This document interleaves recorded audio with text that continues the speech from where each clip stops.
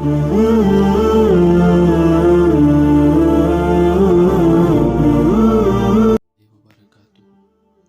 میرا نام ہے عمران سعید اور آپ دیکھ رہے ہیں ہمارا چینل القرآن الکریم۔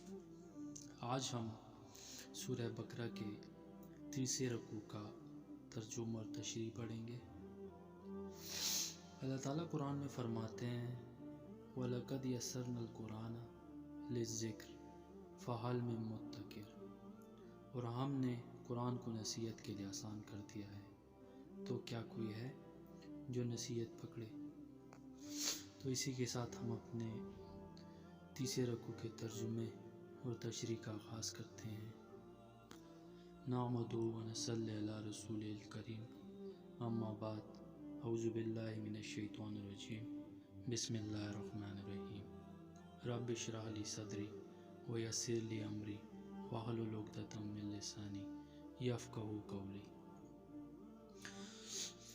تیسرے رکوع میں اللہ فرماتے ہیں اے لوگو، اپنے اس پروردگار کی عبادت کرو جس نے تمہیں اور ان لوگوں کو پیدا کیا جو تم سے پہلے گزرے ہیں، تاکہ تم متقی بن جاؤ۔ وہ پروردگار جس نے تمہارے لیے زمین کو بچھونا بنایا اور آسمان کو چھت اور آسمان سے پانی برسایا، پھر اس کے ذریعے تمہارے رزق کے طور پر پھل نکالے، لہٰذا اللہ کے ساتھ شریک نہ ٹھہراؤ، جبکہ تم یہ سب باتیں جانتے ہو۔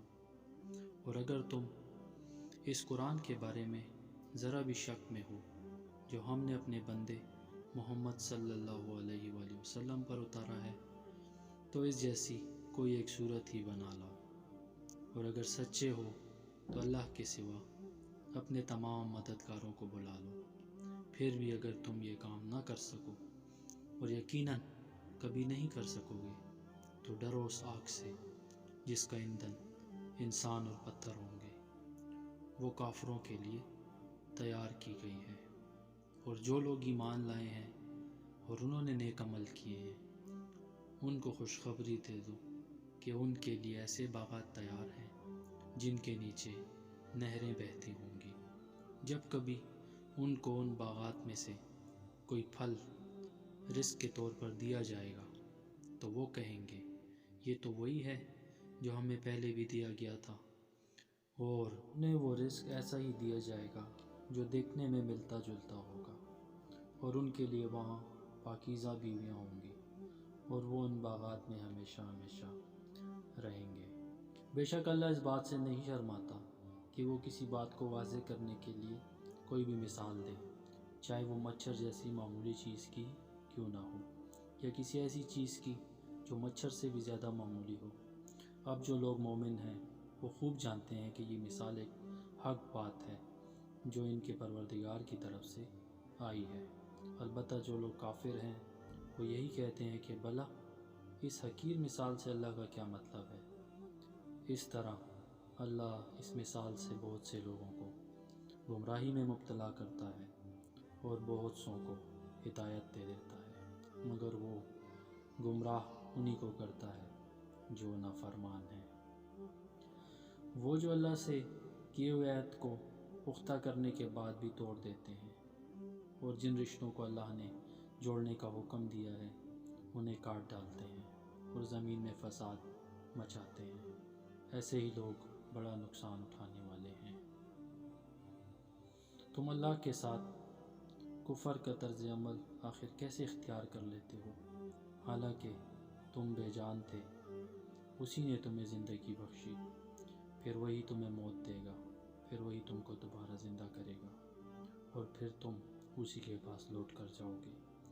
وہی ہے جس نے زمین میں جو کچھ تمہارے لیے پیدا کیا، پھر وہ آسمان کی طرف متوجہ ہوا، چنانچہ ان کو 7 آسمانوں کی شکل میں ٹھیک ٹھیک بنا دیا، اور وہ ہر چیز کا پورا علم رکھنے والا ہے۔ تیسرے رکوع کا ترجمہ پڑھا ہم نے، اور اب ہم اس کی تشریح پڑھیں گے۔ یعنی جب قرآن کریم کفر اور فسق پر عذاب کی وعیدیں سناتا ہے تو یہ اپنے کان بند کر کے یہ سمجھتے ہیں کہ ہم عذاب سے محفوظ ہو گئے، حالانکہ اللہ تعالیٰ نے تمام کافروں کو گھیرے میں لے رکھا ہے، اور وہ اس سے بچ کر نہیں جا سکتے۔ ان دو آیاتوں میں اسلام کے بنیادی عقیدے توحید کی دعوت دی گئی ہے اور مختصر انداز میں اس کی دلیل بھی بیان کر دی گئی ہے۔ اہل عرب یہ مانتے تھے کہ ساری کائنات کو پیدا کرنا، زمین و آسمان کی تخلیق اور آسمان سے بارش برسانا، وہ اس سے پیداوار اگانا، یہ سب کام اللہ کے ہیں۔ اس کے باوجود وہ یہ عقیدہ رکھتے تھے کہ اللہ تعالیٰ نے بہت سے کام بتوں کے سپرد کر رکھے ہیں اور وہ بت اپنے اپنے کاموں میں براہ راست فیصلہ کرنے کی صلاحیت رکھتے ہیں، لہٰذا وہ ان بتوں کو عبادت اس لیے کرتے تھے کہ وہ ان کی مدد کریں۔ اللہ تعالیٰ نے فرمایا کہ جب ہر چیز پیدا کرنے والے ہم ہیں اور ہمیں کائنات چلانے کے لیے کسی کی مدد کی ضرورت نہیں، تو عبادت کسی اور کی کرنا کتنے بڑے ظلم کی بات ہے۔ پچھلی آیت میں توحید کا بیان تھا، اب اسلام کے دوسرے اہم عقیدے یعنی آن صلی اللہ علیہ وسلم کی رسالت کا بیان ہے۔ اور عرب کے جو لوگ قرآن پر ایمان لانے کی بجائے یہ الزام لگاتے تھے کہ آن صلی اللہ علیہ وسلم شاعر ہیں اور انہوں نے اپنی طرف سے یہ کلام بنا لیا ہے، انہیں زبردست چیلنج دیا گیا ہے کہ اگر ایسا کلام کوئی انسان بنا سکتا ہے تو تم بڑے فصیح و بلیغ ہو، تم سب مل کر قرآن جیسی کوئی ایک صورت ہی بنا کر لے آؤ۔ ساتھ ہی قرآن کریم نے دعویٰ کیا ہے کہ تم سب مل کر بھی ایسا نہیں کر سکو گے، اور واقعہ یہی ہے کہ اہل عرب جو اپنی زبان اور ادب پر ناز کرتے تھے، ان سب کو اس چیلنج کے بعد سام سونگ گیا اور کوئی شخص یہ چیلنج قبول کرنے کے لیے آگے نہ بڑھا۔ بڑے بڑے شاعروں اور ادیبوں نے اس خدائی کلام کے آگے گھٹنے ٹیک دیے اور اس طرح آن رسول صلی اللہ علیہ وسلم کی رسالت اور قرآن کریم کی سچائی روز روشن کی طرح ثابت اور واضح ہو گئی۔ یہ اسلام کے تیسرے عقیدے یعنی آخرت پر ایمان کا بیان ہے۔ اس میں بتایا گیا ہے کہ مرنے کے بعد ایک اور زندگی آنے والی ہے جس میں ہر انسان کو اپنے تمام اعمال کا جواب دینا ہوگا۔ اگر ایمان کے ساتھ نیک عمل کیے ہوں گے تو وہ جنت نصیب ہوگی، جس کی ایک جھلک اس آیت میں دکھائی گئی ہے۔ اس کا مطلب ایک تو یہ ہو سکتا ہے کہ جنت ہی میں انہیں وقفوں سے ایسے پھل دیے جائیں گے جو دیکھنے میں بالکل ملتے جلتے ہوں گے مگر لذت اور ذائقے میں ہر پھل نیا ہوگا۔ اور دوسرا مطلب یہ بھی ممکن ہے کہ جنت کے پھل دیکھنے میں دنیا کے پھلوں کی طرح ہوں گے، اس لیے انہیں دیکھ کر جنتی یہ کہیں گے کہ یہ تو وہی پھل ہیں جو ہمیں پہلے یعنی دنیا میں ملے تھے، لیکن جنت میں ان کی لذت اور خصوصیت دنیا کے پھلوں سے کہیں زیادہ ہوگی۔ بعض کافروں نے قرآن کریم پر یہ اعتراض کیا تھا کہ اس میں کچھ مثالیں مکھی، مچھر، مکڑی وغیرہ کی دی گئی ہیں۔ اگر یہ واقعی خدا کا کلام ہوتا تو اس میں ایسی حقیر چیزوں کا ذکر نہ ہوتا۔ ظاہر ہے کہ یہ اعتراض بڑا بے تکا اعتراض تھا، کیونکہ مثال ہمیشہ مضمون کی مناسبت سے دی جاتی ہے۔ اگر کسی حقیر و ذلیل چیز کی مثال دینی ہو تو ایسی ہی کسی چیز سے دی جائے گی جو حقیر و ذلیل ہو۔ یہ کسی کلام کا عیب تو کیا ہوتا، اس کی فصاحت و بلاغت کی دلیل ہے، مگر یہ بات انہی کو سمجھ آتی ہے جو طالب حق ہوں اور حق پر ایمان لا چکے ہوں، لیکن جنہوں نے کفر کی قسم کھا رکھی ہے انہیں تو ہر بات پر ہر حالت میں اعتراض کرنا ہے، اس لیے وہ ایسی بے تکی باتیں کہتے ہیں۔ یعنی قرآن کریم کی یہی آیاتیں جو طالب حق کو ہدایت بخشتی ہیں، ایسے لوگوں کے لیے مزید گمراہی کا سبب بن جاتی ہیں جنہوں نے ضد اور ہر درمی پر کمر باندھ کر یہ طے کر لیا ہے کہ حق بات ماننی نہیں ہے، کیونکہ وہ ہر نئی آیت کا انکار کرتے ہیں اور ہر آیت کا انکار ایک مستقل گمراہی ہے۔ عہد سے مراد اکثر مفسرین نے وہ عہد لیا ہے جس کا ذکر سورہ اعراف میں آنے والا ہے، وہیں انشاءاللہ اس کی تفصیل آئے گی۔ یہاں اتنا سمجھ لینا کافی ہے کہ اللہ تعالیٰ نے انسانوں کو پیدا کرنے سے بہت پہلے آنے والی تمام روحوں کو جمع کر کے ان سے پوچھا تھا کہ کیا میں تمہارا پروردگار نہیں ہوں؟ سب نے اللہ تعالیٰ کے پروردگار ہونے کا اقرار کر کے یہ عہد کیا تھا کہ وہ اللہ تعالیٰ کی اطاعت کریں گے۔ پھر اس آیت میں عہد کو پختہ کرنے سے مراد بظاہر یہ ہے کہ ہر دور میں اللہ تعالیٰ کے رسول آتے رہے جو اس عہد کو یاد دلا کر اللہ تعالیٰ کے خالق و مالک ہونے پر دلائل قائم کرتے رہے۔ اس عہد کی ایک اور تشریح بھی ممکن ہے، اور وہ یہ کہ اس سے مراد وہ عملی اور خاموش عہد ہے جو ہر انسان پیدا ہوتے ہی اپنے خالق و مالک سے کرتا ہے۔ یہ ایسا ہی ہے جیسے ہر شخص جو کسی ملک میں پیدا ہوتا ہے وہ اس ملک کا شہری ہونے کے ناطے یہ خاموش عہد کرتا ہے کہ وہ اس ملک کے قوانین کا پابند ہوگا، خواہ زبان سے اس نے کچھ نہ کہا ہو، لیکن اس کا کسی ملک میں پیدا ہونا ہی اس عہد کے قائم مقام ہے۔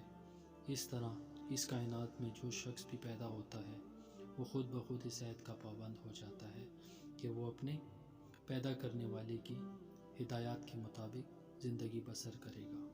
اس عہد کے لیے زبان سے کچھ کہنے کی ضرورت نہیں ہے۔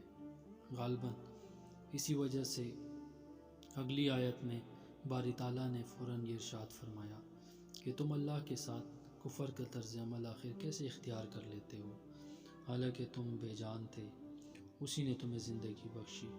یعنی اگر ذرا غور کرو تو تنہا یہ بات کہ کسی نے تمہیں پیدا کیا ہے، تمہاری طرف سے یہ عہد و پیمان ہے کہ تمہارے لیے اس کی نعمتوں کا اعتراف اور اس کے بتائے ہوئے طریقوں پر چلنا لازم ہوگا، ورنہ یہ کون سی عقل اور کون سا انصاف ہے کہ پیدا تو اللہ تعالیٰ کرے اور فرما برداری اس کے بجائے کسی اور کی جائے۔ پھر اس خاموش عہد کو مزید پختہ کرنے سے مراد یہ ہے کہ اللہ تعالیٰ اپنے پیغمبروں کے ذریعے متواتر تمہیں اس عہد کی یاد دہانی کراتا رہا ہے، اور ان پیغمبروں نے وہ مضبوط دلائل تمہارے سامنے پیش کیے ہیں جن سے یہ عہد مزید پختہ ہو گیا ہے کہ انسان کو ہر معاملے میں اللہ تعالیٰ کی اطاعت کرنی چاہیے۔ اس سے مراد رشتہ داروں کے وہ حقوق پامال کرنا ہے جنہیں صلہ رحمی کہا جاتا ہے۔ یہاں اللہ تعالیٰ نے ان کافروں کی 3 صفات بیان فرمائی ہیں۔ ایک یہ کہ وہ اللہ سے کیا ہوا عہد توڑتے ہیں، دوسرا یہ کہ وہ رشتہ داروں کے حقوق پامال کرتے ہیں، اور تیسرا یہ کہ زمین میں فساد مچاتے ہیں۔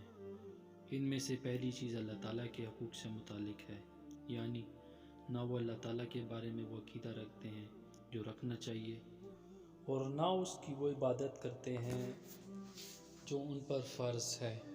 دوسری اور تیسری چیز کا تعلق حقوق العباد سے ہے۔